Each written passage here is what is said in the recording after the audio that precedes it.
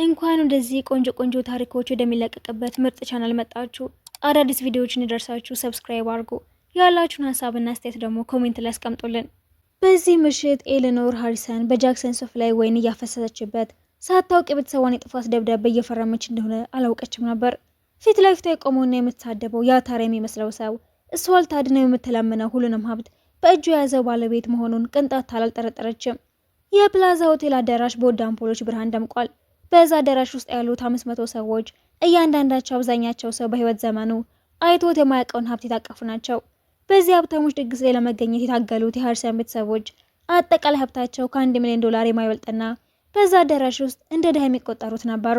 ሪቻርድ ሃሪሰን ባለቤት ባልሆነበት ቦታ ላይ ለመገኘት ሲታገል፣ ሚስቱ ኤሌኖር ደግሞ በተዋሰቻቸው አልማዛዊ ተውባ በውሸት ፈገግታዋ ራሷን አድምቃለች። ሁለት ሴት ልጆቻቸው ከባለጸጋ ጮኞቻቸው ጋር ቆመው ያለ ታናሽ ልጃቸው ኢቫ ከፍቅረኛዋ ጃክሰን ጋር ስትመጣ የሪቻርድ ፊት በንዴት ይቀላል። ጃክሰን ተራ ሱፍ የለበሰ ጸጥተኛና የ15 ዓመት አሮጌ ሆንዳ መኪና የሚነዳ ተራ ሰው መስሎ በመቅረቡ ሪቻርድ በንዴት ጠረጴዛውን እየመታ እዚህ ክፍል ውስጥ እንደ አንተ ያለ ተራ ሻጭ ያለ ይመስልሃል እንዴ ብሎ ያዋርደዋል። ኤሌኖርን በንቀት የእህቶችሽ ጮኞች እኮ የሪልስቴትና የባንክ ባለቤቶች ናቸው፣ አንተ ግን በኪዊንስ ውስጥ ኪራይ ቤት የምትሸጥ ድሃ ደላል አይደለህ ስትል አዳራሹ በሳቅ ይሞላል። ጃክስ ግን ምንም ሳይናገር እንደ ማዕበል በመረጋጋት ዝም ብሎ ያቸው ነበር። በመሀልም የፕሮግራሙ አስተዋዋቂ ለታዳሚዎቹ ንግግር ማድረግ ትጀምራለች።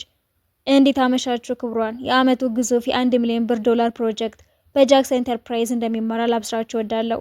የዚህ ኩባንያ ባለቤት ጃክሰን ካርተን ማንም ፊቱን አይቶት የማያውቀውና ኒውዮርክን በእጁ የያዘው ሚስጥራዊ ቢሊየነር ነው። ያ ሁላችሁም እንደሱ አይነት አማች እንዲኖራችሁ እንደምትመኙ ማውቃለሁ ብላ ስትስቅ የተሰበሰበው ሰው አብሯት ይስቃል። ኤሌኖር ባለማፈር ወደ ጃክስ ዞር ብላ እየጮኸች አንተ እንደ ጃክሰን ካርተን ያለ ሰው መሆን ቀርቶ እድሜ ልክ የምትሰራ እንኳን አጠገቡ አትደርስም። እሱ የትልቅ ቤተሰብ ልጅ ነው፣ አንተ ግን ከተራ ሰፈር የመጣ ማንም ነህ ብላ ስድቧን ታወርድበታለች። ጃክሰን የአባቱን ትውስታ ለማክበር ሲል ብቻ አሮጌ መኪና የሚነዳ ነገር ግን ግማሹ ኒውዮርክን የሚያንቀሳቀስ ንጉስ ነበር። ቤተሰቦቹ ላይ ያጠፉት የሞከሩት ያ ድሃ በእጃቸው የያዙትን ጭላንጭል ተስፋ ላይ ጠፋ የሚችል ብቸኛው ሰው መሆኑን ገና አላወቁም።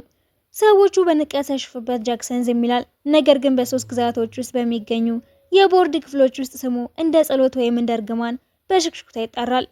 ጃክሰን ካርተን በ8 ዓመት ውስጥ $5 ሚሊዮን ወደ 5 ቢሊዮን የቀየረ ሰዎች የሚሰሩባቸውን ህንፃዎች፣ የሚበደሩባቸውን ባንኮችና ከተማን የሚያንቀሳቅሱ መሰረተ ልማቶችን በአጠቃላይ የሚቆጣጠር የኤምፓየሩ ግንባታ ንጉስ ነበር። ትልልቅ የኩባንያ ስራ አስኪያጆች ለ15 ደቂቃ ጊዜውን ለማግኘት ብቻ በሚሊዮኖች የሚቆጠር ዶላርን ይከፍላሉ። ጃክሰን ማንነቱን የደበቀው ሆን ብሎ ነበር። ከ15 ዓመታት በፊት ገና 17 ዓመት ልጅ እያለ ጥቁር ጭንብል የለበሱ ሰዎች ቤታቸው ሰብረው በመግባት ወላጆቹን በፊት ይገሏቸዋል። ፖሊሶች ዝርፊያ ነው ቢሉም ጃክሰን ግን እውነቱን ያውቃል። አባቱ በባለስልጣናት ዘንድ ጠላቶች የነበሩት ኢንቨስተር ስለነበረ የጥቁር ህዝብ ስኬት ስላስደሰታቸው የተገደለ መሆኑን ይረዳል። ጃክሰን ያኔ በጠባብ ቦታ ተደብቆ የእናቱን የመጨረሻ ጩኸት እየሰማ ነበር የተረፈው። ከዛ ቀን ጀምሮ ለ15 ዓመታት ማንነቱ የማይታወቅ ግን የማይነካ ግዙፍ ሀብትን በድብቅ ይገነባል። ኢቫን ያገኛት ከ6 ወራት በፊት በሱቅ ውስጥ ከአንድ ሻጭ ጋር ስለተበላሸ ወተት ስትከራከር ነበር። በዛን ጊዜ ያየው ንጹህ ማንነቷ ይስበዋል። ማንነቱን ደብቆ እንደ ተራ ሻጭ ሆኖ የቀረባት ምንም ጥቅም በሌለበት ሰዓት የምትወደው መሆኑን ለማረጋገጥ ነበር። እሷም ወደደችው። አሁን ግን ለደረሰበት ስድብና ንቀት በሙሉ የሃሪሰን ቤተሰብን ዋጋ ሊያስከፍላቸው ወስኗል። የኢቫ አጎት ቶኒ የ30 ዓመት የወታደራዊ ደህንነት ልምድ ያለው ሰው በመሆኑ ጃክሰን ተራ ሰው አለመሆኑን ይጠረጥራል። የጃክሰን ታሪክን ሲመረምር ደግሞ ፋይሎቹ ከመጠን በላይ ንጹህ መሆናቸው የበለጠ ግራ ያጋባዋል። በመጨረሻ ግን አንድ የድሮ ደህንነት ጓደኛውን ሲጠይቀው የተሰጠው መልስ አስደንጋጭ ነበር። የወንድም ልጅ ጃክሰን ካርተን ፍቅረኛ ኮነች ወይ በአሜሪካ ድለኛዋ ሴት ናት፣ አሊያም አጠገቧ ማን እንዳለ አታውቅም። ብልህ ከሆንክ እንደ ንጉስ አስተናግዱት፣ ቤተሰቦችንም አፋቸው እንዲዘጉ ንገራቸው። ሰው ልጆቹ የተንቀጠቀጡ ስልኩን ዘግቶ ያድብቁ ቢሊየነር እሱ መሆኑን ተጠራጥሮ የያዘውን ወረቀት ያነባል። ከ3 ቀናት በኋላም ሪቻርድ ሃሪሰን ከጃክሰን ኢንተርፕራይዝ ስልክ ተደውሎለት ለትልቁ ፕሮጀክት መመረጡ ይነገረውና ማመን ያቅተዋል። ሪቻርድ በደስታ ሊፈነዳ ቢደርስም ግን የሚጠብቀውን መከራ ገና አላወቅም ነበር። በዛ ምሽት በቤታቸው እራት ላይ ተሰብስበው ያለ ሪቻርድ በከባድ ትዕቢት ተሞልቶ ነበር። ሪቻርድ ሃሪሰን በትዕቢት ተበጥሮ ጠረጴዛው ላይ ተቀመጠ። ኮንትራቱን ያስገኘልን ማክስዌል ነው በማለት ይናገራል። ማክስዌል የተባለውና በኢቫ ላይ አይኑን ጥሎ የነበረው ባለሀብት መሰል ሰውም በውሸት ተንጠራርቶ እኔ እኮ ብዙ የማውቃቸው ሰዎች አሉኝ እያለ ቤተሰቡን ሸውድ ነበር። ኤሌኖርን በደስታ ተውጣ ኢቫ አንቺ እንደ ማክስዌል ያለ ስኬታማ ሰውን ማግባት ያለብሽ፣ ፍቅር ሂሳብ አይከፍልም እያለች ልጇን ትገፋፋት ነበር። በዚህ መሃል ጃክሰን ኢቫንን ሊያደርሳት ይመጣል። ቤተሰቦች በጃክሰን ላይ ያላቸው ጥላቻ ከመጠን ያልፍና ለፍርፋሪ መጣ ጥገኛው እያሉ መቀለጃ ያደርጉታል። ማፍሪያ የሌለው ሪቻርድ ግን እንደ በሽተኛ እየጮህበት ከልጄ ላይ ራቅ ብያለሁ እኮ አይገባህም እንዴ አንተ? ይሄ እኮ ለአንድ ድሃ ሰው በጭራሽ የማይገባ ቦታ ነው። ስለው እንደ እውነቱ ሆኖ ለማስመሰል የመጣው ሀብታም መሰል ሰውዬም ለጃክሰን ባለው ንቀት ተሞልቶ እስኪያመው ይስቃል። ኤሌኖር ግን የባሰውን ታረጋለች። በእጁ የያዘችውን ሙሉ የወይን ጠጅ በጃክሰን ራስ ላይ ታፈሰውና ሙሉ በሙሉ አበስብሳው ቦታውን ለማቅሰው የምናረገው ይህንን ነው ስትለው የምትወደው ልጇ ኢቫ እያየችው ብታለቅሰም ምንም ነገር ማድረግ አልቻለችም ነበር። ጃክስ ግን አልተናደደም ወይም አልጮኸም። ዝም ብሎ ፊቱን ጠርጎ ደህና አደሩ ብሏቸው ይወጣል። ጥግ ላይ ተቀምጦ ይህንን የሚያየው አጎት ሎኒ ግን ቤተሰቡ በገዛ እጃቸው የሞት ፍርዳቸውን ሲፈርሙ እያየ ምን ያህል ከባድ ነገር እያደረጉ እንደሆነ ገብቶት ነበር። ከዛ በኋላ የሪቻርድ ህይወት ሲኦል ይሆናል። ሌሎች ኩባንያዎች የኮንትራት ወረቀታቸውን አግኝተው ስራ ሲጀምሩ የሃሪሰን ኩባንያ ግን ቆዩ እየተባለ ይግሏላል። ሪቻርድ በጃክሰን ኢንተርፕራይዝ ቢሮ ለ6 ሰዓታት ሙሉ ተቀምጠው ቢጠብቅም ሰውየው ሄዷል ተብሎ ባዶ እጁን ይላካል። ሳምንታት ወደ ወራት ይቀይራሉ። እዳውን በላያቸው ላይ ይከመራል። ባለሀብቶች መሸሽ ጀምሩና የባንክ ባለዕዳዎች ደግሞ በየቀኑ ይደውላሉ። ሪቻርድን በ2 ወር ውስጥ ለ10 ዓመታት ያረጀ ይመስልና ጸጉሩም ሸብቶ እጁ መንቀጥቀጥ ጀምሯል። ኤሌኖርን በሰው ዕቃ መድመቋ እንዳይታወቅባትና በራሷ መግዛት ስለማትችል አልማዞቿን ማውለቅ ትጀምራለች። የሁሉን አውቃለሁ ባዩ ማክስዌልም ስልክ ማንሳት ያቆማል። ምክንያቱም እሱ ምንም አይነት ግንኙነት የሌለው ውሸታም ሰው ነበር።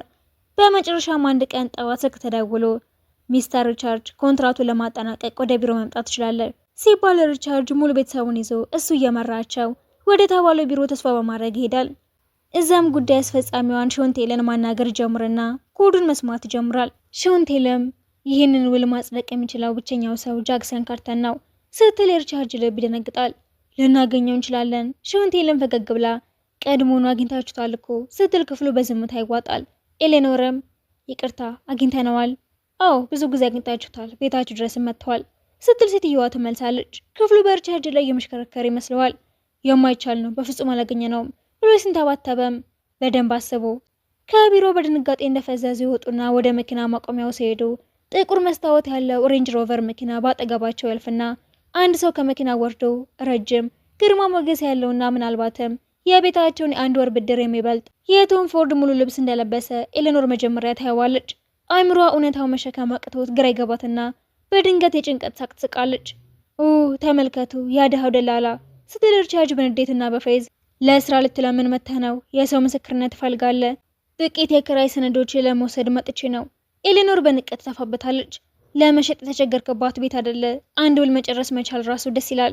ሳቃቸው እየራቀ ወደ መኪና ማቆሚያቸው ሲሄዱ ኢቫ ግን እያለቀሰች ወደ ኋላ ቀርታ በጣም አዝናለሁ በለሰለሰ ድምጽም አትዘኝ። እሱም አልተቆጣም፣ እንዲያውም ተደስቶ ነበረ። የዚያን ምሽት ሶኒ በልጅነት ክፍሏ ውስጥ ኢቫን እያስጨነቃት ስለ ጃክሰን ንገሪኝ፣ ሁሉንም ነገር። ምን ማወቅ ትፈልጋለህ? ሁሉንም፣ የማናውቀውን ሁሉ። ከዛም የሆነ ሰፈር ስላለው መጠነኛ አፓርታማው፣ ስለ አሮጌ ሆንዳ መኪናውና ስላሳለፈው የጸጥተኛ ህይወት ተናግረዋለች። ጃክሰን አንድ ሰፈር ወደሚገኝ አንድ አሮጌ ህንፃ ወስዷት ሁሉም ነገር የሆነው እዚህ ነው። አባት ይህንን ቤት በ1995 ነበር የገዛው። በሰፈር ውስጥ የመጀመሪያው ጥቁር ቤተሰብ ነበር። ኢቫ በሀዘን እያዳመጠችው ጃክሰን ይቀጥላል። ሌሊት በ8 ሰዓት መጡ። አስታውሰዋለሁ፣ ምክንያቱም እያጠናው ነበር። የመስታወት መሰበር ሰማው።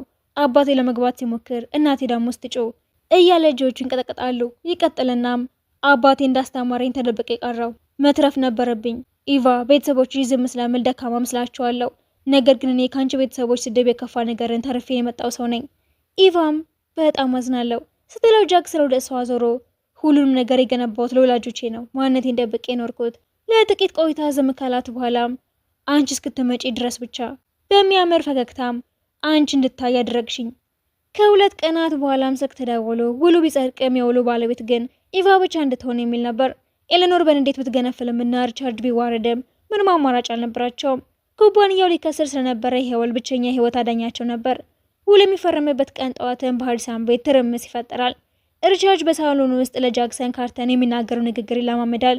ኤሌኖር ደግሞ በብድር ካርድ የገዛቻቸውን ወደ ልብሶቿን 3 ጊዜ ተቀያይራለች። ማይራ እና ታንሻም ቢሆኑ የሚሰማቸው ስሜት ተቀይሯል። ሁሉ ጊዜ የሚኩራራው አባታቸው አሁን አነስ ብሎ ይታያል። ወደ ጃክሰን ኢንተርፕራይዝ ሲደርሱ ቤተሰቡ በሙሉ ተከትሏት ይሄዳሉ።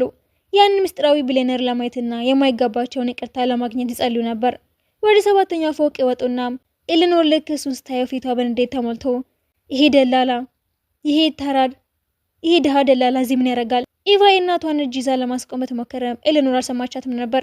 ወደ ጃክሰን ቀርባ በንቀት ድምፅ ውጣ፣ እንደ አንተ አይነቱ ሰው ንግግሯን ሳትጨርስ ሆንቴን ፈጣን እርምጃ በመውሰድ ኤሌኖርን በጥፊ ያጩላትም። ለአቶ ካርተን እንዲህ ያለ ንግግር እንዳትናገሪ። ክፍሉ በዝምታ ተውጦ ጃክሰን ወደፊት ቀረብ ብልና ለስለስ ባለ ድምፁ ውጡ። ሪቻርድ ግን ኩራቱ ተሰብሮ አናውቅም ነበር ብሎ ሲንተባተብ፣ ጃክሰን ግን ታውቁ ነበር፣ ያደረጋችሁትን ሁሉ እያወቃችሁ ነበር። ነገር ግን እኔ ዋጋ ያለኝ አልመሰልኳችሁም ነበር። አሮጌ መኪና የሚነዳ ሰው ስላያችሁ ብቻ ከሰው በታች አደረጋችሁት። መሰረታዊ ሰብአዊ ክብር እንኳን አይገባውም ብላችሁ ወሰናችሁ። ውጡ፣ ኢቫ ብቻ ትቆይ። አለማቸው ተደምሰውባቸው ተዋርደው ይወጡና በሩ ሲዘጋ ጃክሰን ወደ መስኮቱ እየተራመደ ሁሉንም ነገር የገነባሁት በጥላ ውስጥ ነው። ምክንያቱም ሰዎች ማንነትሽን ካውቁ ሁሉም ነገር ሊቀሙሽ ይሞክራሉ። ወደ እሷ ዞሮም አዝናለሁ ኢቫ፣ አትዘን። ምንም በሌለኝ ጊዜ ከጎኔ ቆመሻል። ቤተሰቦች ሊለያዩን ሲሞክሩ አንቺ እኔን መረጥሽኝ። ይሄ ደግሞ እነሱ ሊገነቡት ከሚችሉት ማንኛውም ነገር በላይ ዋጋ አለው። ሁሉም በጠረጴዛው ላይ ወደ እሷ እየገፋው ይሄ ያንቺ ነው፣ የእነሱ አይደለም። ደግነት ድክመት እንዳልሆነ፣ መሰወር አቅም ማጣት እንዳልሆነ በከባዱ መንገድ መማር አለባቸው። ኢቫ በሚንቀጠቀጡ እጆቿ ውሉን ትፈርመዋለች። በህንፃው በረንዳ ላይ የሀርሰን ቤተሰቦች በዝምታ ተቀምጠዋል። የሪቻርድ እጆች ይንቀጠቀጣሉ። የኤሌኖር ኮልን በእንባ ታጥቦ ፊቷ ላይ ተቀባብቷል። ሶኒ ግን ወደፊት ቀረብ ብሎ በቁጣ ድምፅ ስለ እሱ የሆነ ነገር እንዳለ ነግሬያችሁ ነበር፣ እንድትጠነቀቁ በመክራችሁም እናንተ ግን ራሳችሁ መቆጣጠር አልቻላችሁም። አሮጌ መኪና የሚነዳ ሰው ስላያችሁ ብቻ እንደ ቆሻሻ የመቁጠር መብት ያላችሁ መሰላችሁ። አናውቅም ነበር ስለ ሪቻርድ ሊያሳበብ ቢሞክርም ሶኒ ግን አቋርጦት ልዩነቱ እዚህ ጋር ነው። ማንነቱን ለማወቅ አልፈለጋችሁም፣ ምክንያቱም ማን እንደሆነ ቀድማችሁ ወስናችኋልና። አሁን ደግሞ ዋጋውን ትከፍላላችሁ። ከ3 ወራት በኋላ የጃክሰን ካርተን ትልቅ ፕሮጀክት ግንባታ ይጀመርና የካርተን መታሰቢያ ፋውንዴሽን ይባላል። ከኢቫ ጎን በመቆም ጋዜጠኞች በዙሪያው ተሰብስበው ካሜራቸውን ያብለጨልጫሉ። አቶ ጃክሰን ካርተን አሁን ራሱን ለመግለጥ ለምን ወሰኑ? ስለ አንዱ ውስጥ ጠይቅም ጃክሰን ኢቫን ተመልክቶ ወደ ጋዜጠኞቹ ይዞርና ምክንያቱም በመጨረሻ ዓለም እንደኛ የሚያደርግ ጠቃሚ ነገር አግኝቻለሁ። ከህዝቡ ጀርባ ሳይጋበዙ የመጡት የሀርሰን ቤተሰቦች በሩቁ ቆመው ያሉ። ድርጅታቸው ከ2 ሳምንት በፊት ከስሯል። የምትወዳችሁ ልጅ ነበራችሁ፣ ይቅር የሚል ሰው ማግኘታችሁ ነበር። እናንተ ግን በኩራታችሁ ነበር ሁሉንም ነገር ያጠፋችሁት ብሎ ሶኒ ለመሄድ ዘወር ሲልም አንድ ነገር አስታውሶ ሌላው ነገር ጃክሰን የቤታችሁን ዕዳ ከፍሎታል። ይህንን ያደረገው ግን ለእናንተ ብሎ ሳይሆን ኢቫ ወላጆቿ ጎዳና ላይ ሲወድቁ እንድታይ ስላልፈለገ ነው። እናም በየወሩ የባንክ መግለጫው ሲመጣ የእሱን ስም እያያችሁ እንድታስታውሱት አድርጓል። ይሄ ምህረት ይባላል፣ እናንተ ለሱ ያላሳያችሁት አይነት ምህረት። በዛ ምሽት ጃክሰን እና ኢቫ በቤቱ ጣራ ላይ ተቀምጠው የከተማን ውበት እያዩ ቤተሰቦች በፍጹም ይቅር አይሉኝም፣ ኢቫም ቤተሰቦች ራሳቸውን በፍጹም ይቅር አይሉም፣ ያ ደግሞ የእነሱ ሸክም እንጂ የኛ አይደለም። ጃክሰን እነሱ ሙሉ በሙሉ ማጥፋት ይችል ነበረ፣ ግን ይቅርታ አረክላቸው። እሱም ዝም ብሎ ቆይቶ አባቴ በቀል ማለት መርዝ ጠጥቶ ሌላኛው ሰው እንዲሞት መጠበቅ ነው ይል ነበር። ራሴን መመረዝ አልፈለግኩም፣ እንዲረዱኝ ብቻ ነበር የፈለግኩት። አሁን የገባቸው ይመስልሻል? አሁን በሚገባ ገብቷቸዋል። ግን ከዚህ በኋላ ምን ይሆናል ስትል ጃክሰን ከኪሱ ውስጥ አንድ ትንሽ ሳጥን አውጥቶ ይከፍትና በውስጧም የምታበራ ቀለበት ነበረች። ህይወቴን በሙሉ ተደብቄ ኖሬያለሁ፣ አሁን ግን ከአንቺ ጋራ ዓለም እንዳይኝ ዝግጁ ነኝ ይላትና ኢቫ በደስታ እንባ እያለቀሰ ታቅፈዋለች። ታሪኩም እዚህ ጋር ይጠናቀቃል። ከተመቻችሁ ላይክ ማድረግ አይረሳ። ከታሪኩም እንደተማራችሁ ንገሩን። ሰብስክራይብ ያላደረጋችሁ ደግሞ ሰብስክራይብ በማድረግ ቤተሰብ ሁኑ።